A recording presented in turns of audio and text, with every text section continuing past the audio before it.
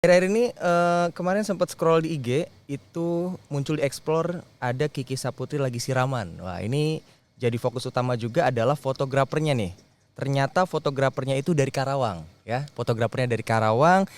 Di sini vendornya itu bernama Windra Fotografi dan saat ini gue lagi bareng sama Windra Fotografi Kang Erwin. Halo. Halo. Selamat pagi Kang Erwin. Iya. Sehat? Alhamdulillah. Alhamdulillah. Gimana aktivitas lagi padat-padatnya habis Syawal? Lumayan padat. Oke. Nah, jadi Kang Erwin ini yang gua tahu dulu itu gua taunya sebagai MC, Kang. Oh gitu. Iya. Tapi kenapa bisa belok menjadi fotografi ataupun fotografer? Oke. Apa alasannya? Oke, disclaimer dulu sih, sebenarnya bukan dulunya MC ya. Oke. Jadi dulunya memang fotografer, Mm-hmm. cuman belajar MC gitu. Oke. Cuman kemudian di perjalanan memang basicnya adalah fotografer, jadi balik lagi ke fotografer. Sebenarnya bukan balik lagi sih. MC itu kan belajar public speaking ya. Karena kan sebagai fotografer itu juga butuh skill public speaking gitu. Jadi ya udah belajar nge-MC supaya bisa get in touch sama klien itu lebih enak, lebih supel, lebih enak ngomongnya gitu. Jadi Oke. belajar MC gitu. Jadi memang basicnya fotografer bukan MC. Oh oke. Jadi basicnya memang fotografer, Ya. cuman belajar MC lebih ke belajar public speakingnya ya. Yes, betul. Jadi cuman belajar di public speakingnya aja sih. Oke. Nah, kenapa sih Kang Erwin tertarik dengan dunia fotografi? Jadi memang fotografi itu dasarnya dari hobi ya. Jadi dari zaman masih sekolah dulu SMA sudah menggeluti fotografi. Dulu itu jadi fotografer wartawan sekolah lah dulu. Oke.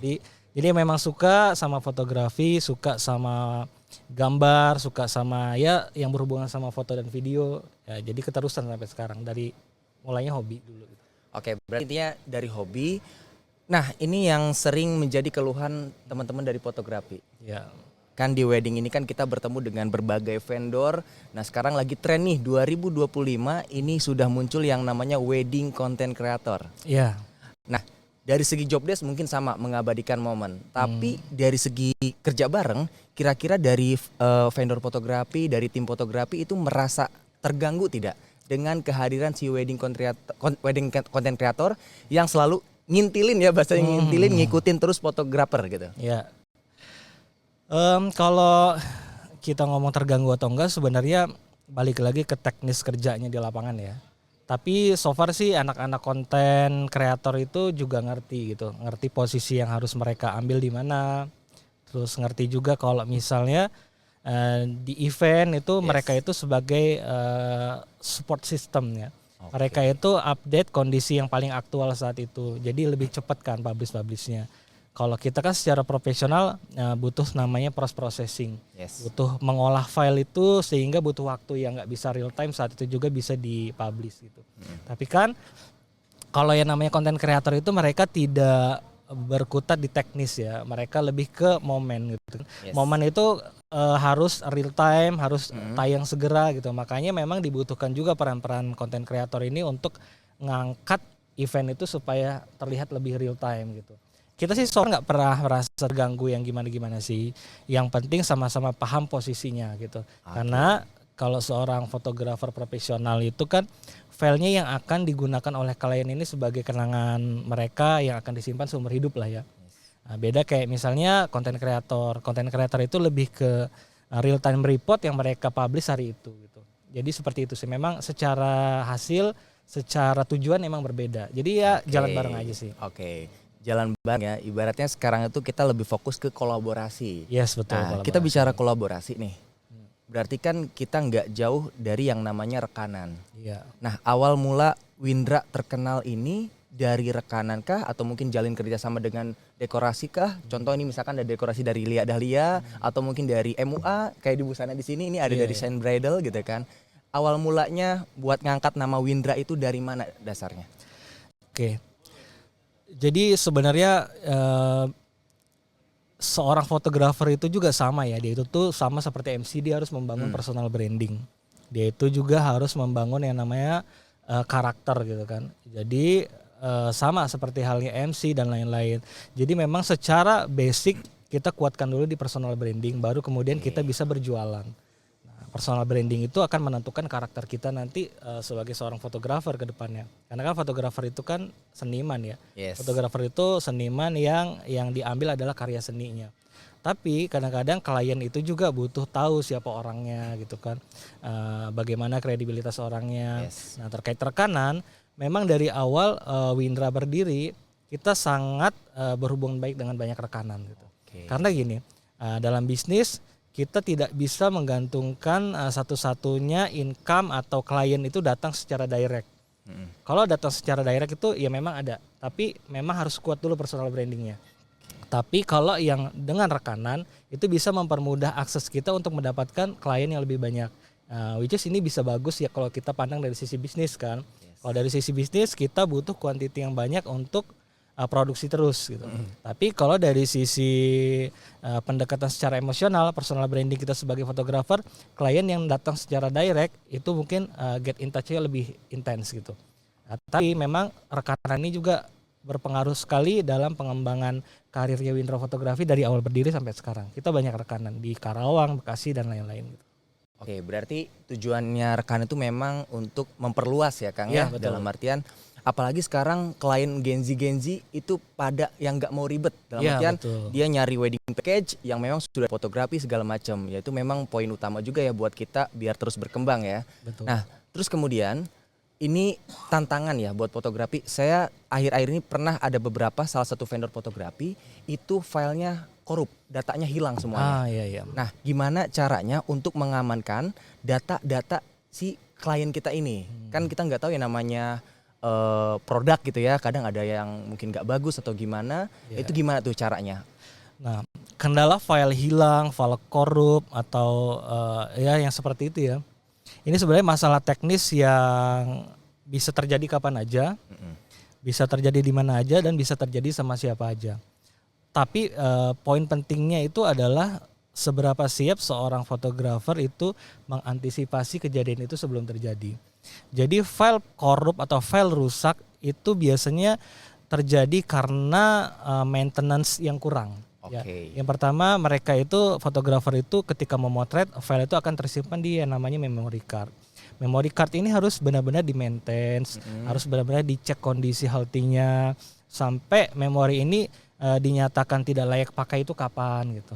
Nah, karena memori yang rusak, memori yang terinfeksi banyak virus-virus ketika sering colok sana colok sini, itu akan berpotensi menyebabkan file yang masuk ke dalam memori itu juga rusak. Jadi memang perlu sekali maintenance dari seorang fotografer untuk secara periodik mengganti memorinya.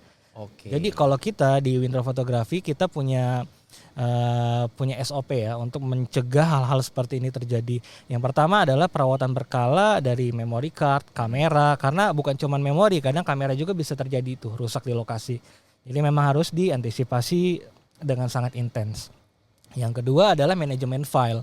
Manajemen file itu ketika kita di kantor terima file dari kru yang bertugas di lapangan, itu kita harus memastikan file itu benar-benar terbackup secara double.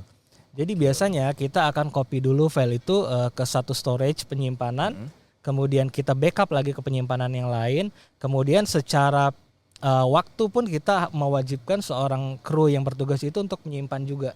Jadi kita biasanya ada 3 backup.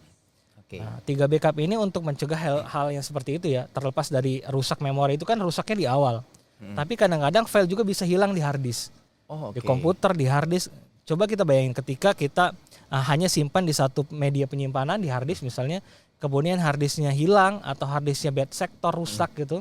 Itu file bisa berapa banyak pengantin yang nggak selamat di situ. Itu fatal sekali terjadi untuk fotografer. Mungkin kebanyakan pernah terjadi ke banyak vendor fotografer. Cuman ya itu yang harus diantisipasi teman-teman fotografer, biasakan untuk mendouble backup filenya. Ya, karena kan momennya orang menikah itu kan seumur hidup sekali ya. Gak mungkin dia acara diulang gitu kan. Kasian gitu. Belum lagi nanti bermasalah juga, kita bisa dituntut secara hukum lah kalau file itu hilang. Itu dia, itu sempat kejadian di beberapa vendor, ada rekan saya dulu di Bekasi, itu memang seperti itu Kang. Jadi dituntut, ditaikin, mungkin karena awalnya sudah ada MOU ya, karena itu kuat banget ya. Jadi si klien tuntut dan itu bebas klien minta berapapun ya kita harus kasih katanya. Iya. Itu. Nah, bicara double backup, ini kan nggak semua, mungkin beberapa sebagian tim fotografer atau vendor fotografer mungkin banyak yang belum paham ya. Jadi mereka cuma backup satu data, satu hard disk misalkan, udah gitu dia nggak nge-backup ke yang lainnya gitu. Nah, cara mengedukasi tim biar menjalankan SOP yang sudah dibuat sama manajemen lah kita sebutnya ya. Nah itu gimana tuh cara bilang ke timnya? Oke, jadi gini, kalau di Windra itu kita punya namanya tim yang in-house dan tim yang freelance. Nah, tim yang freelance ini job desk-nya dia adalah on the day. Jadi ketika mereka selesai memotret di event, kemudian dia datang ke kantor, store file. Nah, itu staff kita yang in charge di kantor itulah yang urus filenya. Jadi kita memang harus punya in-house staff ya.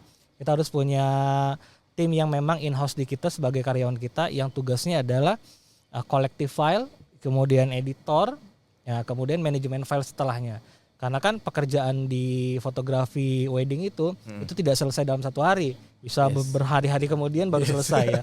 Karena dia ada yang namanya cetak album, pilih foto dan lain-lain. Jadi memang edukasinya itu tuh ya lebih ke internal kita sebagai manajemen. Kita sebagai perusahaan kita harus punya SOP yang kita tekankan ke karyawan-karyawan kita gitu. Jadi memang kita tekankan sekali bahwa file ini urgensinya nomor 1. Jangan sampai file yang kita dapat hari ini dari event wedding itu hilang, itu fatal sekali. Karena sebenarnya kalau tuntutannya hanya masalah masalah ekonomi kayak uang doang gitu ya, atau secara ini materi doang gitu, itu masih mending gitu ya. Ibaratnya kalau materi kita bisa cari gitu ya. Tapi kalau tuntutannya ini adalah selain uang gitu ya, itu yang berbahaya. Kan nggak mungkin juga kita harus kehilangan pekerjaan kita ketika kita ditahan di penjara misalnya gitu. Karena itu bisa aja terjadi gitu. Kalau kliennya tidak terima, ini saya menikah sekali seumur hidup loh, filenya nggak ada, itu kan fatal ya. Dia bisa menuntut kita untuk dipenjara atau apapun, nggak cuma ganti rugi. Nah itu bahaya. Jadi hati-hati sekali teman-teman di industri fotografi. Biasakan untuk selalu cek kesehatan hard disknya, kesehatan memory cardnya, bahkan kesehatan kameranya. Dicek juga secara periodik itu kondisi fisik dari alat-alat yang kita biasa gunain untuk motret gitu ya. Karena jangan sampai kejadian ini terjadi di kemudian hari yang menyebabkan fotografer ini hilang seketika karirnya. Ya, karena pernah punya pengalaman juga sih teman, ya sudah hancur karirnya seketika karena satu kejadian seperti itu. Jadi harus hati-hati banget. Karena nggak punya sistem ataupun SOP tadi ya Kang. Betul. Jadi yang disayangkan itu. Jadi kebanyakan teman-teman fotografer biasanya sih yang kejadian kayak gini nih yang memang belum punya manajemen ya. Jadi mereka ini berangkat dari seorang freelancer. Kemudian mereka mencoba untuk grow up, membuat vendor baru, bikin nama perusahaan baru lah gitu. Tapi secara manajemen belum kuat, mereka belum punya manajemen yang teratur gitu. Jadi itu bahaya sekali sih. Jadi mendingan investasikan salah satu penghasilan kita tuh untuk seperti ini nih. Jadi dirapikan fondasinya dulu, itu untuk memudahkan kita bisa grow up ya. Iya betul. Nah, di sini kan Windra Fotografi secara fondasi sudah SOP sudah manajemen apalagi. Kita bicara marketing nih Kang. Ya. Semua orang di bagian fondasi ini mungkin sudah bisa lakukan, tapi nggak semua orang juga bisa menjalankan marketing dengan baik. Contoh misalkan bisa handle event-eventnya Kiki, mungkin artis-artis ibu kota lainnya, kayak kemarin terakhir tuh siapa? Danang ya, Narut Academy ya. Nah itu gimana cara marketingnya biar kita bisa masuk ke pasar public figure? Untuk masuk ke pasar public figure ini kita sebenarnya nggak serta-merta tiba-tiba masuk gitu ya. Butuh pendekatan juga, butuh kenal secara personal juga, kemudian butuh relasi juga.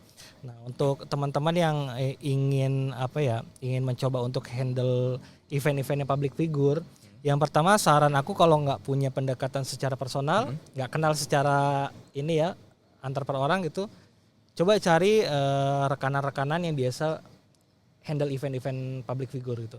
Terus coba tawarkan kerjasama, seperti apa teknis kerjasamanya, apa benefitnya kalau pakai vendor kita. Nah setelah itu ketika kenal salah satu atau beberapa public figure, biasanya ke belakangnya akan ngikutin sih. Ke belakangnya biasanya kalau kita nih abis posting event public figure, nggak lama tuh banyak DM masuk dari public figure yang lain gitu. Oh, oke. Oh kemarin misalnya aku dokumentasiin eventnya keluarganya Ashanti misalnya. Kemarin kan aku sempat dokumentasiin eventnya keluarga Ashanti. Kemudian nggak lama tuh ada DM dari public figure yang lain. Ini anak aku juga mau event ini. Tak tolong dibantu bisa nggak? Gimana teknisnya gitu. Jadi memang secara personal kita bikin kedekatan juga. Kita kenal dengan beberapa public figure. Kemudian minta referensi. Nah, di sisi yang lain kita juga bisa minta bantu dengan teman-teman event manajemen yang biasa handle acara-acara public figure gitu. Jadi banyak relasi sih lebih situ. Berarti intinya biar public figure mengetahui ada kita, berarti kita yang promosi gitu ya. Dalam artian kita jalin kerjasama yang memang ada jalurnya ke si public figure gitu ya. Oh berarti ini berlaku juga dong buat kita teman-teman dari Hipapi Karawang khususnya ya. Jadi kita MC gimana cara biar nge-MC-in public figure, berarti salah satunya memperkenalkan diri ke vendor yang memang bisa mereferensikan kita ke si public figure ya. Betul ya? Itu dan paling singkatnya, paling mudahnya. Paling singkat ya. Oke. Karena kita nggak mungkin secara langsung kenalan sama public figure kan. Baru DM aja mungkin dibalasnya tahu dibalas enggak gitu. Tapi aku punya pengalaman juga sih Mas Ridwan ya. Dulu waktu tahun-tahun 2017-an saking kepengennya kita dapetin exposure dari public figure ya dengan handle eventnya mereka, aku tuh DM-in satu-satu mereka ke manajernya, ke Instagram pribadinya. Jadi mereka itu biar notice dulu keberadaan kita. Oh kita ini seorang fotografer misalnya ya, atau kita ini seorang MC, kita berkarya, kita punya karya, ini karya kita, ini event-event yang biasa kita pegang, berkenan nggak kalau kita kerjasama gitu untuk handle eventnya. Itu dulu 2016-17an itu rutin tuh, sering tuh bikin DM-DM-in gitu, public figure. Sampai dulu juga yang waktu aku handle Kiki itu awalnya aku kenalan secara personal dulu sama dia. Aku kenalan, aku DM Instagramnya beliau, kemudian beliau notice tuh kan, yang penting notice dulu nih dibaca. Terus beberapa waktu kemudian ketika dia sudah mulai mau event, dia ingat sama kita. Akhirnya direkomendasikanlah ke planner yang ngurus eventnya dia. Oh aku punya kenalan nih fotografer. Dia pernah DM aku beberapa waktu lalu dan aku suka misalnya sama karyanya. Minta tolong dong dimasukin ke salah satu list vendor kita gitu. Jadi memang effortnya harus kuatin lagi gitu ya. Jadi kadang kita kan nggak bisa ngandelin hanya rekomendasi dari rekanan.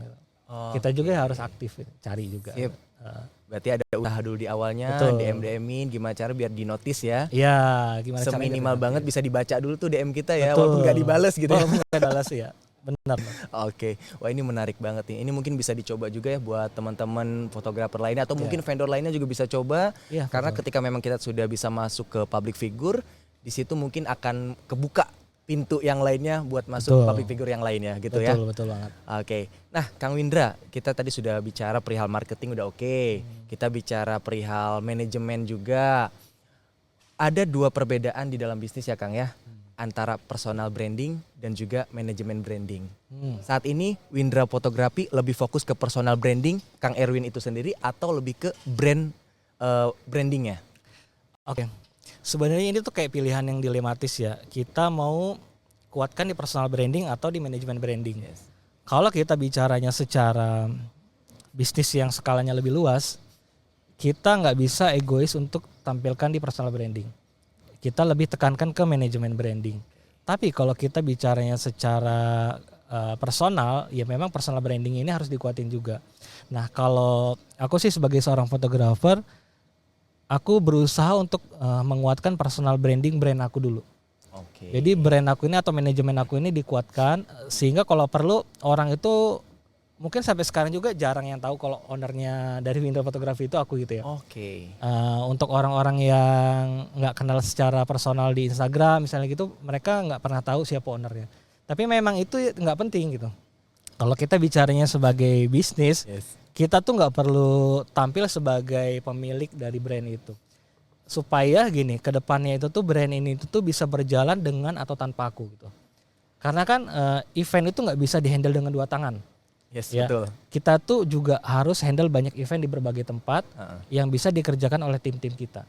Kalau kita hanya tonjolkan personal branding sebagai owner dan sebagai fotografer misalnya, nanti akan ada klien-klien ini merasa tidak tertangani dengan baik kalau tidak dengan dia gitu. Nah, aku berusaha mencegah hal itu dengan tidak menguatkan personal branding aku ke personal brandingnya manajemen aku itu sebagai vendor. Tapi tetap ya personal branding itu perlu karena kita ini juga kan bekerja nanti nggak hanya di satu bidang itu aja kan. Kalau kita buka bisnis yang lain, misalnya kita jualan, kita buka produk baru atau apa, kalau personal branding kita ini kuat, itu kita seperti tidak harus memulai dari nol. Orang udah kenal siapa kita gitu. Jadi dua-duanya harus jalan seiringan tuh Kang Ridwan. Jadi dua-duanya harus kuat, personal branding orangnya kuat, kemudian branding untuk manajemennya juga harus kuat. Masing-masing ya berjalan di tempatnya sendiri-sendiri. Oke, masing-masing punya tugasnya lah ya, punya porsinya masing-masing ya. Dalam artian manajemen bisnis kita kenalkan biar orang tuh nggak, Kang Erwin turun nggak nanti di lokasi gitu ya. Benar, karena kan tangan kita kan dua ya. Kita nggak bisa handle banyak event kan. Apalagi MC juga kan ngomongnya sendiri gitu. Nggak bisa dikruin gitu kan. Betul. Nah, bicara manajemen branding Kang.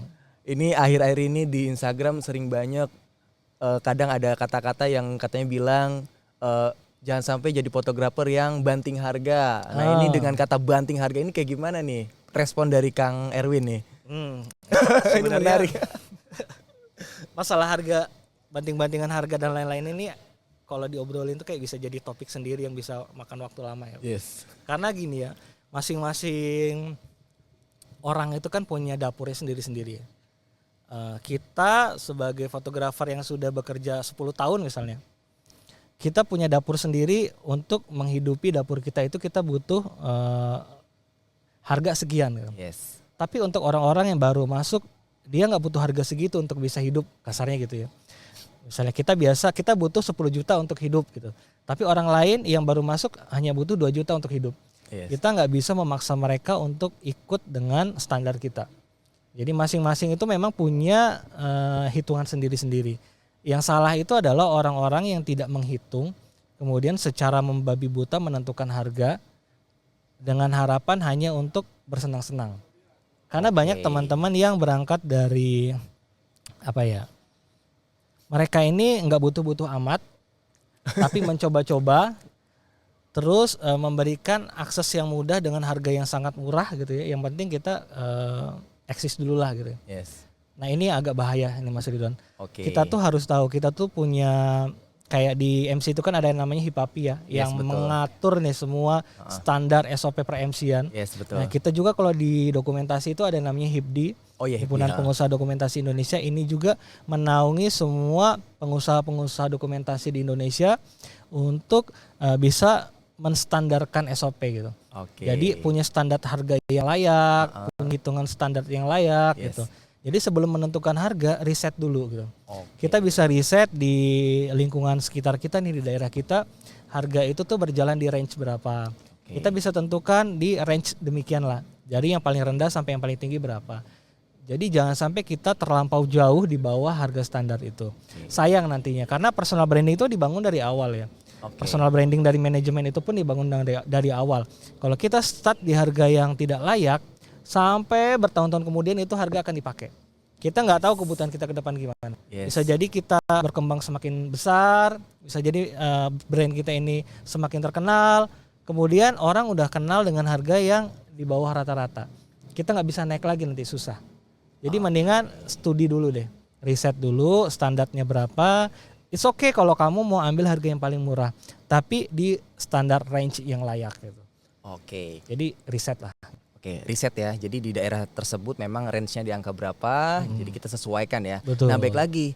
Mungkin dengan harga kita yang ideal bisa menghandle kayak tadi manajemen, maintenance gitu ya. Mungkin sebagian yang banting harga itu mungkin nggak memikirkan ke sana kali ya. Iya, kebanyakan memang diabaikan ya. Diabaikan ya. Alhasil next ada misalkan kejadian, ada case yang korup, udah selesai. Nggak bisa ganti alat, nggak bisa maintenance akhirnya kan. Apalagi kalau yang sudah punya karyawan kan harus memikirkan nasib karyawannya gitu. Jadi ya harus benar-benar hati-hati gitu. Kang Erwin, kita bicara bisnis. Menurut Kang Erwin, seberapa bagus potensial menjadi seorang fotografer ke depannya? Untuk ke depannya gini ya, industri dokumentasi menurut aku sih sebagai seorang fotografer itu industri yang gak akan mati ya. Karena gini sih, setiap event itu pasti butuh dokumentasi. Yes. Ketika event itu nggak butuh dokumentasi, pastikan orang tidak akan punya kenangan yang bisa dikenang seumur hidup sama mereka. Apalagi ini wedding ya, wedding yang terjadi seumur hidup sekali. Banyak hal yang bisa digantikan sama AI sekarang. Ya, banyak hal, banyak pekerjaan yang sekarang itu digantikan oleh robot, AI dan lain-lain sebagainya. Itu teknologi ya, itu kita nggak bisa tolak.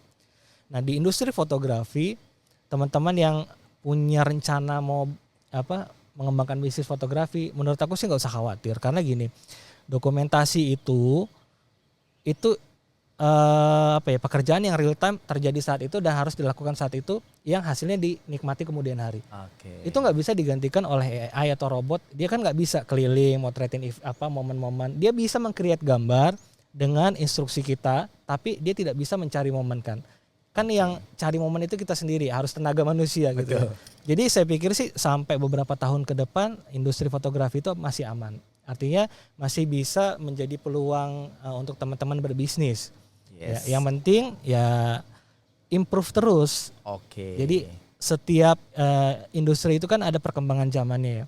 Kita nggak bisa samain tren fotografi di tahun 2010 sama 2020. Yes. Otomatis setiap tahun berbeda. Ikutin stylenya, ikutin perkembangannya. Tahun ini lagi tren ini, tahun depan tren ini ikutin gitu. Jadi supaya kita tuh nggak lama-lama redup tenggelam gitu. Gitu sip. Poinnya dapat. Intinya adalah kalau selagi masih ada yang menikah, dunia wedding masih aman ya Kang ya. Yes, betul. Jadi jangan khawatir ya. Gak usah khawatir lah. Ada aja pasti. Baik, terima kasih Kang Windra. Sama-sama. Kang Windra Fotografi, Kang Erwin, terima kasih. Sukses selalu ya. Itu teman-teman Surada, itu sebuah tips dan juga pengalaman dari Kang Windra yang mulai DM-in tuh public figure, alhasilnya dinotis juga sama beberapa public figure. Untuk teman-teman dari Surada, kami tentunya dari Hipapi Karawang yang saat ini sedang berada di Asia Link di Karawang, kita sudah menjalankan podcast berbicara membahas perihal dunia fotografi. Jangan lupa saksikan terus Sutrada. Thank you.